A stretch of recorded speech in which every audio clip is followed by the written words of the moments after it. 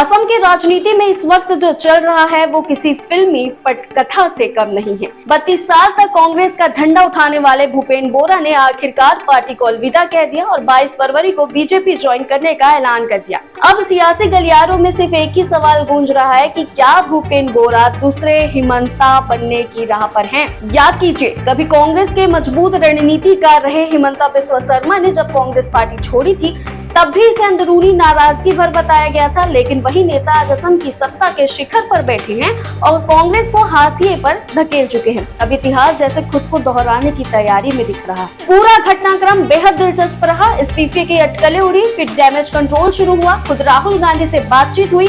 प्रभारी जितेंद्र सिंह अलवर ने कहा कि इस्तीफा स्वीकार नहीं हुआ है। असम कांग्रेस के बड़े चेहरे गौरव गोगोई, प्रद्युत बोरदोलोई और देवव्रत सैकिया बोरा के घर पहुंचे। गौरव गोगोई ने तो छोटे भाई की तरह माफी तक मांगी और कहा कि भूपेन पार्टी के मजबूत स्तंभ हैं, लेकिन राजनीति में माफी से ज्यादा मायने मौके रखते हैं। भूपेन बोरा जो 2021 से 2025 तक असम कांग्रेस के अध्यक्ष रहे, कुछ समय से खुद को हाशिए पर महसूस कर रहे थे। प्रदेश अध्यक्ष की कमान उनसे लेकर गौरव गोगोई को सौंप दी गई थी।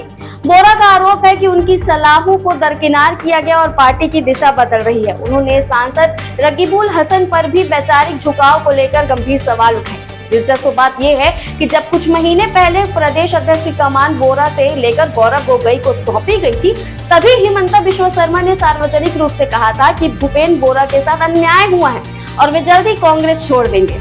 तब इसे राजनीतिक बयान माना गया था, लेकिन अब वो बयान भविष्यवाणी जैसा लग रहा है। असम में 126 विधानसभा सीटों पर चुनाव की आहट है। ऐसे समय में एक बड़े संगठनात्मक चेहरे का जाना कांग्रेस के लिए सिर्फ नुकसान नहीं बल्कि मनोवैज्ञानिक झटका भी है। अब नजरें इस बात पर है कि क्या भूपेन बोरा बीजेपी में जाकर वही रणनीतिक धार दिखाएंगे जो कभी हिमंता ने दिखाई थी? क्या वे कांग्रेस के लिए नई चुनौती बनेंगे या ये कदम सिर्फ चुनावी गणित तक सीमित रह जाएगा?